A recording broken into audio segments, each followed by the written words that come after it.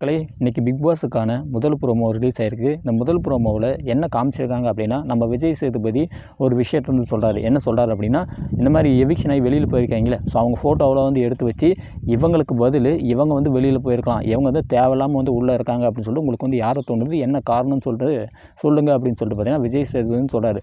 So இப்படி இருக்கும்போது நம்ம சௌந்தர்யா முன்னே வராங்க. யாருடைய ஃபோட்டோஸ் வந்து எடுத்து வைக்கிறாங்க அப்படின்னா, ஜெஃப்ரியுடைய ஃபோட்டோவையும் நம்ம விஷாலுடைய ஃபோட்டோ வந்து எடுத்து வச்சுட்டு, ஜெஃப்ரி வந்து சிறப்பான கேம் வந்து விளையாடணும், விஷால் வந்து ஒன்றுமே வந்து பண்ண கிடையாது, இவன் வந்து எதுக்கு உள்ளக்கிறானே தெரியல, இவனுக்கு பதில் வந்து இவனே வந்து வெளியில் போயிருக்கலாம் அப்படின்னு சொல்லிட்டு ஒரு விஷயத்தை பார்த்தீங்கன்னா சொல்கிறாங்க. அதுக்கப்புறம் நம்ம இவன் ரயான் வந்து என்ன பண்ணுறான் அப்படின்னா, அருணுடைய ஃபோட்டோவையும் எடுத்து வச்சுட்டு ரவீந்தருடைய ஃபோட்டோவும் எடுத்து வச்சுட்டு கம்பேர் பண்ணுறான். ரயானுக்கு சுத்தமாக வந்து அறிவே வந்து கிடையாது.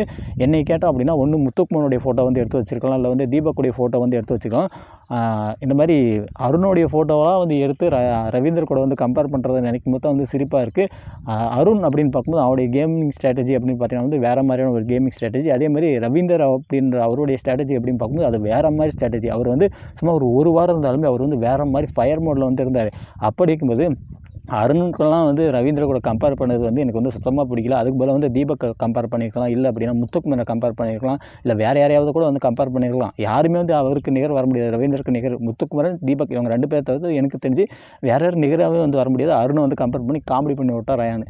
அடுத்து போனோம் அப்படின்னா சௌந்தர்யா பார்த்தீங்கன்னா முத்துக்குமரனுடைய ஃபோட்டோ வந்து எடுத்து வச்சு, அதேமாதிரி நம்ம ஆனந்தியோடைய ஃபோட்டோ வந்து எடுத்து வச்சுட்டு அவங்க வந்து மண்டை கலவராங்கன்னு சொல்கிறாங்க. ஆனால் இவர் அளவுக்கு வந்து மண்டை கலவரவங்க யாருமே கிடையாது. அவங்க வந்து பெருசாக வந்து மண்டை கலவ மாட்டாங்க. இவர் வந்து மண்டை கலவரது மட்டுமே தொழிலாக வந்து வச்சுருக்காங்க அப்படின்ற மாதிரி கலாய்ச்சி விட்ருப்பாங்க.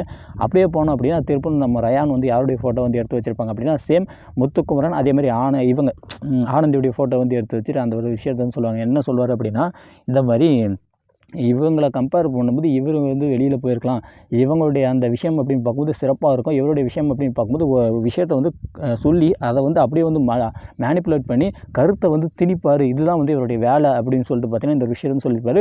ஒரு பாயிண்ட்டு, இது வந்து சரியான பாயிண்ட்டு, கடைசியில் பார்த்தீங்கன்னா அந்த பாயிண்ட்டை வந்து எல்லாத்தையும் வந்து கொண்டு வந்து நிறுத்திடுவார் அப்படின்றது தான் இவருடைய விஷயமே. அந்தளவுக்குலாம் வந்து ஆனந்தி வந்து பண்ண மாட்டாங்க. அவங்க ஓப்பனப்பாக வந்து பேசுவாங்க. ஸோ இவங்களை கம்பேர் பண்ணி முத்துக்குமரன் வந்து வெளியில் போயிருக்கலாம் அப்படின்னு சொல்லிட்டு சிறப்பாக பார்த்தீங்கன்னா பேசியிருந்தார். ஏன்டா டே ரயான், உனக்கு வந்து எவ்வளோ மூளை இருக்குது அப்படின்னா அழகாக வந்து நீ வந்து அந்த ஒரு பாயிண்ட் வந்து போட்டு போயிருக்கலாம்ல, தேவையில்லாமல் அருண் ரவீந்தர் ஃபோட்டோலாம் வந்து எடுத்து வச்சுட்டே அப்படின்னு சொல்லிட்டு எனக்கு வந்து சிரிப்பாக வந்து வருது. அதுக்கப்புறம் போனோம் அப்படின்னா நம்ம விஷால் வந்து இவங்க ஃபோட்டோ எடுத்து வச்சுருப்பாங்க. யாருடைய ஃபோட்டோ, ஜாக்லின் ஃபோட்டோவும் அதுக்கப்புறம் நம்ம அன்ஷிதா ஃபோட்டோ வந்து எடுத்து வச்சுருப்பாரு. எடுத்து வச்சுட்டு என்ன சொல்லியிருப்பார் அப்படின்னா, இந்த மாதிரி அன்ஷிதா வந்து பாசம் அன்பு அப்படின்னு சொல்லிட்டு இந்த ஒரு விஷயத்துக்குள்ளே வந்து வாழ்கிறாங்க. ஆனால் இப்படி போனோம் அப்படின்னா நம்ம ஜாக்லின் வந்து என்ன பண்ணுறாங்க அப்படின்னா ஃப்ரெண்ட்ஷிப் அப்படின்னு சொல்லிட்டு இந்த ஒரு பாயிண்ட்டு பிடிச்சினே வந்து தொங்குறாங்க. ஃப்ரெண்ட்ஷிப் அப்படின்ற இந்த விஷயத்தை வச்சு அவங்க வந்து காரியத்தை வந்து சாதிக்கிறாங்க அப்படின்னு சொல்லிட்டு சிறப்பாக பார்த்தீங்கன்னா வந்து பேசியிருந்தால் அது வேறு மாதிரியான ஒரு ஹைப் வந்து மக்கள்கிட்ட கொடுத்ததுனால அந்த இடத்துல வந்து நம்மளால் கரகோஷங்களை வந்து பார்க்க முடியுது. ஸோ இந்த முதல் ப்ரோமோ வந்து பார்க்கும்போது எல்லாத்தையும் பார்த்தீங்கன்னா மாற்றி வந்து அச்சுக்கு விட்றாங்க. ஆனால் எபிசோடு பார்க்கும்போது தான் தெரியும் எந்த அளவுக்கு வந்து உள்ள வந்து சிறப்பான சம்பவங்கள் நடந்திருக்கு அப்படின்னு சொல்லிட்டு விஜய் சேதுபதி வந்து யாருக்கு ஃபேவராக வந்து பேசியிருக்காருன்னு சொல்லிட்டு எனக்கு வந்து எபிசோடை பார்க்கும்போது தான் தெளிவாக வந்து சொல்ல முடியும். உங்களுக்கு என்ன தோணுது அப்படின்றது, அதேமாதிரி ராணுவ எவிக்ஷன் ஆகி வெளியில் போனார்ல, அதை பற்றி உங்களுக்கு என்ன தோணுது அப்படின்றதையும் மறக்காம கமெண்ட்ல போடுங்க.